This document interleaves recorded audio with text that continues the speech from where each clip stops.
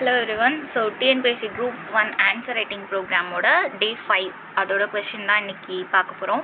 So question என்ன அப்படின்னு பார்த்தீங்க அப்படின்னா, பாராளுமன்ற ஜனநாயக அரசாங்க அமைப்பு முறை மகாத்மா காந்திஜியினுடைய சுயராஜ்ய என்னும் பாராளுமன்ற முறை என்னும் கருத்துடன் வேறுபட்டுள்ளதா என்பதை பகுப்பாய்க. Whether the parliamentary democratic system of government is in contrast with Gandhiji's notion of parliamentary swaraj system of government analyze. அதாவது இப்போ நம்ம ஃபாலோ பண்ணிட்டு இருக்கிற பார்லிமெண்ட்ரி டெமோக்ராட்டிக் சிஸ்டமோ கவர்மெண்ட்டோட பார்லிமெண்ட்ரி டெமோக்ராட்டிக் சிஸ்டமோ காந்திஜியோட பார்லிமெண்ட்ரி ஸ்வராஜ் சிஸ்டம், ஸோ ரெண்டுமே வந்து ஒரு டிஃப்ரெண்ட்டான டைமென்ஷன்ஸ். ஸோ டெமோக்ராட்டிக் சிஸ்டம் அப்படிங்கிறது ஆல்ரெடி நமக்கு தெரிஞ்ச மாதிரி for the people, of the people, by the people அப்படிங்கிற ஒரு கான்செப்ட்லேயும், பார்லிமெண்ட்ரி டெமோக்ராட்டிக் சிஸ்டம் அப்படின்னு பார்க்கும்போது most of the decision making power நமக்கு யாருக்கு கொடுத்துருப்போம்னா பார்லிமெண்ட்டுக்கு வந்து நம்ம கொடுத்துருப்போம். ஸோ பார்லிமெண்ட்டை முன்னிறுத்தின ஒரு டெமோக்ராட்டிக் ஃபார்ம் ஆஃப் கவர்மெண்ட்டாக தான் இன்றைக்கி நம்ம இந்தியா வந்து ஃபங்க்ஷன் ஆகிட்டு இருக்கு. அது வந்து எப்படி வந்து ஒரு காந்திஜி சொன்ன parliamentary Swaraj system, so Swaraj system அவர் எதை இன்சஸ்ட் பண்ணார் அப்படின்னா from the bottom level, so வில்லேஜ்லேருந்து ஒரு ஹையர் அட்மினிஸ்ட்ரேஷனுக்கு எப்படி வந்து ஒரு டெவலப்மெண்ட்டை வந்து கொண்டுட்டு போகலாம் அப்படிங்கிறது வந்து காந்திஜியோட பிரின்சிபலாக இருந்துச்சு.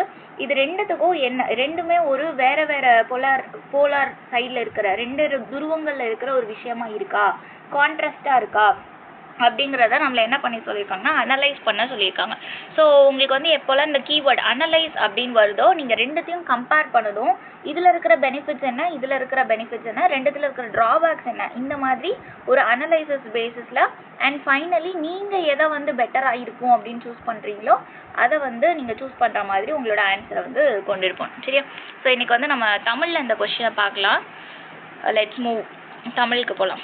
ஸோ இன்ட்ரடக்ஷன் பார்த்தீங்க அப்படின்னா, ஸோ இங்கிலீஷில் இருக்கிறவங்களும் ஜஸ்ட் என்ன அப்படின்னா நம்ம தமிழில் என்ன பேசுகிறோமோ அதை அப்படியே ஃபாலோ பண்ணிட்டு வாங்க. இங்கிலீஷில் வந்து உங்களுக்கு அதே தான் வந்து ட்ரான்ஸ்லேட் பண்ணி கொடுத்துருப்பாங்க. சரியா? So no issues on that.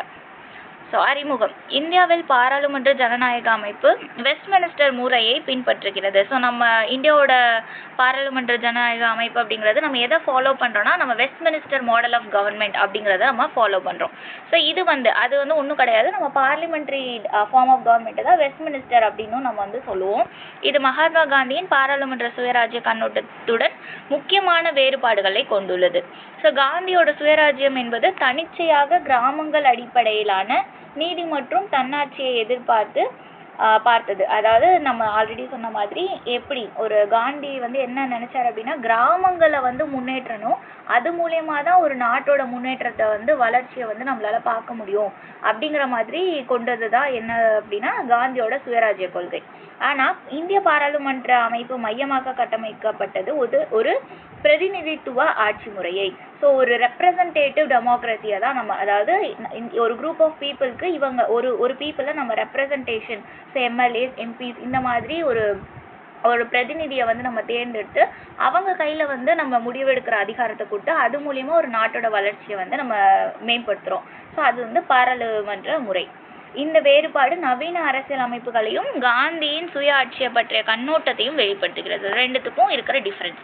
So எந்தெந்த ஏரியாஸ்லலாம் இந்த ரெண்டுமே வந்து வேறுபடுது அப்படின்னு பார்த்தோம் அப்படின்னா, வந்து அரசியல் அமைப்பு. ஸோ இப்போ இருக்கிற அமைப்பு என்ன, காந்தியோட அணுகுமுறை என்ன, அதுக்கான எக்ஸாம்பிள் என்ன அப்படிங்கிற மாதிரி தான் நம்ம அடுத்து இருக்கிற ஒரு 5 ஹெட்டிங்ஸையும் பார்க்குறோம். ஸோ அரசியல் அமைப்பு, தற்போதைய அமைப்பு என்னவா இருக்குது அப்படின்னா, இந்தியாவின் பாராளுமன்ற அமைப்பு மையமாக செயல்படுகிறது.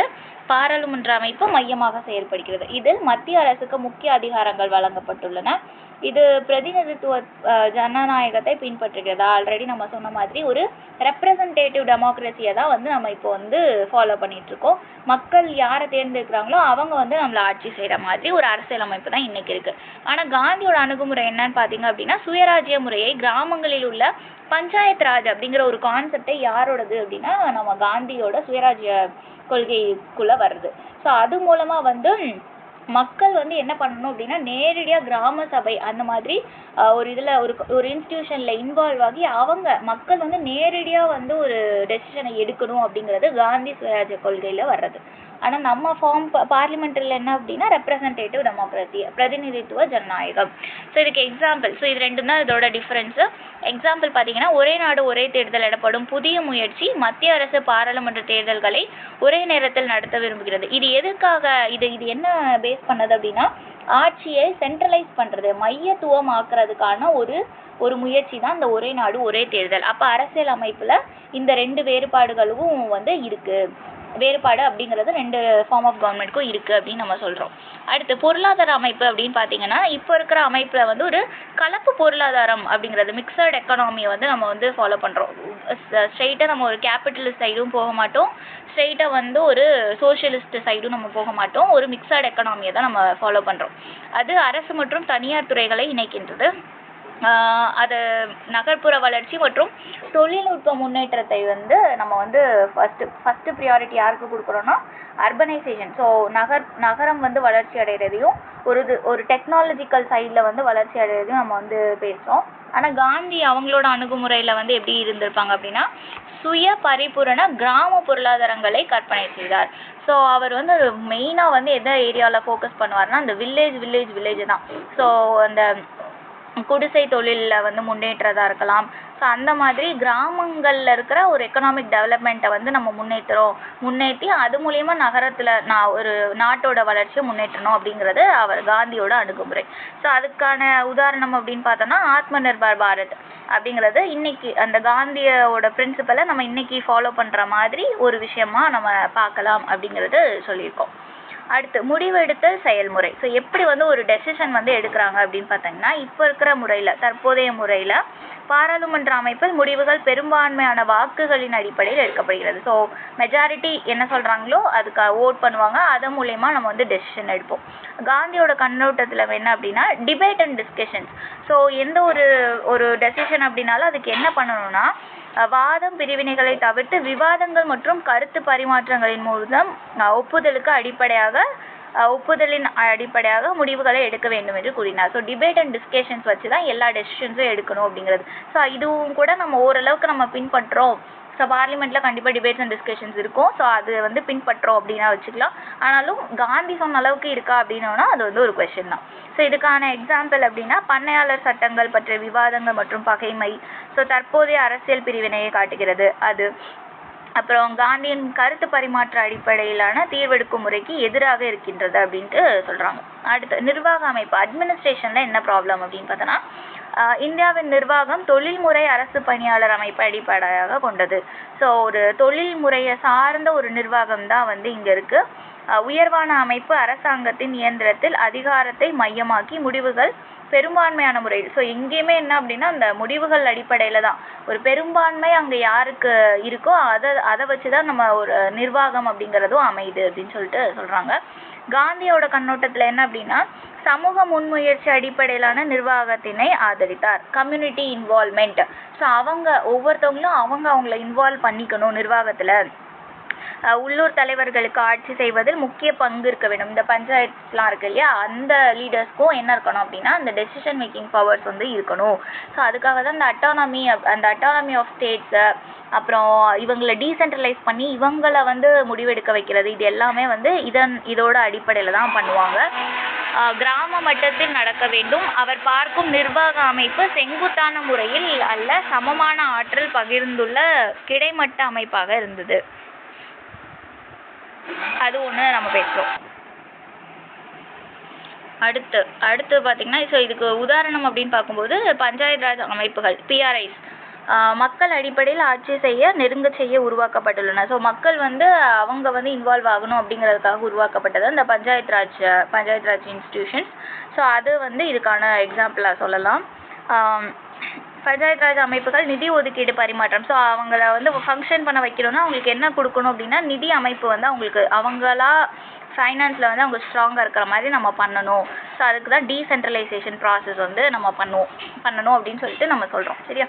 ஸோ அது வந்து நிர்வாகம் சார்ந்தது. அடுத்து நெறிமுறை அரசியல் கட்டமைப்பு. ஸோ நெறிமுறை எந்த மாதிரி ஒரு மாரல் பேஸ்டு நம்ம வந்து அரசியல் கட்டமைப்பு வச்சுருக்கோம் அப்படின்னா, தற்போதைய அமைப்பு சட்ட அரசியல் கட்டமைப்பின் அடிப்படையில் அமைக்கப்பட்டு தனிநபர் உரிமைகள் மற்றும் சுதந்திரங்களுக்கு முன்னுரிமை அளிக்கின்றது. ஸோ ஒவ்வொரு தனி மனிதருக்கும் அவங்களோட உரிமைகள் சார்ந்து அதுக்கு வந்து நம்ம எப்படின்னா முன்னுரிமை கொடுத்துட்ருக்கோம். ஸோ இது வந்து சமூகத்தை முறைப்படி நிர்வகிக்கும் சட்டங்கள் மற்றும் ஒழுங்குகளின் மேல் கவனம் செலுத்துகிறது. லாஸ் ஒவ்வொரு எப்படி வந்து நம்ம ஆட்சி செய்யணுமோ அந்த லாஸ் மேலே வந்து நம்ம வந்து நிறைய கவனம் வந்து செலுத்துகிறோம். ஆனால் காந்தியோட அந்த சுயராஜ்ய கொள்கையில் பார்த்தீங்கன்னா நெறிமுறை தலைமையிலானது. இது கடமை, சத்தியம் மற்றும் அகிம்சை முறை, அதாவது அந்த நம்ம எப்படி லாஸை வந்து முன்னிறுத்துகிறோமோ அதில் வந்து என்ன பண்ணுறாங்கன்னா கடமை, சத்தியம், அகிம்சை முறையை வந்து முன்னிறுத்தணும் அப்படின்னு சொல்கிறாங்க. அவர் அரசியலில் நெறிமுறைகளை கையாளும் ஒரு மக்கள் சமூகத்தை கற்பனை செய்தார். அரசியல்லையும் என்ன பண்ணணுமா, நெறிமுறைகளை கையாளுற ஒரு சமூகத்தை தான் வந்து எதிர்பார்க்குறாரு. ஆன்மீகத்தின் அடிப்படையிலான ஆட்சியை ஒருங்கிணைக்கவும் செய்தார் அப்படிங்கிறது இந்த பாயிண்ட். அதுக்கு எக்ஸாம்பிள் பார்த்தீங்க அப்படின்னா இப்போ தேசிய கல்விக் கொள்கை நேஷனல் எஜுகேஷன் பாலிசி 2020 அது என்ன பண்ணுதுன்னா காந்தியின் சில எண்ணங்களை பிரதிபலிக்கிற மாதிரியும் நம்ம NEP வந்து இருக்கு. மதிப்புகளை கொண்ட கல்வி மற்றும் மொத்த சீரமைப்பை வலியுறுத்துகிறது. எனினும் பரபரப்பான அரசியல் பேச்சு வழக்கமானது பெரும்பாலும் சட்டம் மற்றும் அரசியல் அடிப்படைகளை கடைபிடிக்கின்றது. ஆனால் காந்தி விரும்பிய நெறிமுறை அடிப்படையிலான அரசியல் செயல்பாட்டை கலந்து கொள்வது குறைவாக உள்ளது. ஸோ நேஷனல் எஜுகேஷன் பாலிசி வந்து காந்தியன் பிரின்சிபிள்ஸை வந்து நிறைய இன்சிஸ்ட் பண்ணுற மாதிரி நம்ம வந்து இப்போ அமைச்சிருக்கோம். ஸோ இது ரெண்டுமே கான்ட்ராஸ்டாக இருந்தால் கூட நம்ம என்ன பண்ணுறோம் அப்படின்னா எந்தெந்த இடத்துலலாம் நம்மளால் அந்த காந்தியன் பிரின்சிபலை வந்து நம்மளோட கவர்மெண்ட்குள்ளே கொண்டு வர முடியுமோ அந்தந்த இடத்துலலாம் நம்ம கொண்டு வந்துட்டு தான் இருக்கோம் அப்படிங்கிறத நம்ம சொல்லி முடிக்கிறோம். ஸோ இது வந்து அந்த 5 பாயிண்ட்டு. அண்ட் ஃபைனலாக முடிவுரை கொடுக்கும்போது இந்திய பாராளுமன்ற அமைப்பு தன் வழிகாட்டலுக்கு தகுந்த செயல்பாடுகளுடன் இருக்கின்றது. ஆனால் காந்திய சுயராஜ்ய நோக்கத்துடன் ஒப்பிடும்போது இது பல வேறுபாடுகளை கொண்டதாக இருக்கிறது. ஸோ குறிப்பாக அந்த மையப்படுத்தப்பட்ட நெறிமுறை தலைமையும் சமூக அடிப்படையிலான ஆட்சியையும் முக்கியமாக கருதவில்லை. இந்த ஆத்ம நிர்பார் பாரத், பஞ்சாயத் ராஜ் இது மாதிரியான அணுகுமுறை எல்லாமே வந்து காந்தியோட கொள்கையோட ஒரு ஒத்துழைப்பை தான் வந்து நம்மளுக்கு என்ன பண்ணுது அப்படின்னா காட்டுது. ஸோ அதனால நம்ம ஆல்ரெடி நம்ம பேசின மாதிரி எந்தெந்த இடத்துலலாம் நம்மளால் காந்தியன் பிரின்சிபலை கொண்டு வர முடியுமோ அங்கெல்லாம் நம்ம கொண்டு வரலாம். ஸோ அது வந்து ஒரு எஃபெக்டிவ் கவர்னன்ஸ்க்கு வந்து வழிவகுக்கும் அப்படின்னு சொல்லிட்டு நம்ம வந்து இந்த கொஸ்டினை வந்து ஸ்டாப் பண்ணிக்கலாம். ஓகே, ஸோ கண்டிப்பாக இது வந்து என்ன பண்ணணும் அப்படின்னா இன்னொருக்கா வந்து நீங்கள் என்ன எழுதிருக்கீங்களோ அதை ஒருக்கா திருப்பி பார்த்துட்டு இன்னொருக்கா நீங்கள் வந்து ஆன்சர் ரைட்டிங் ப்ராக்டிஸ் பண்ணணும். ஓகேவா? தேங்க்யூ.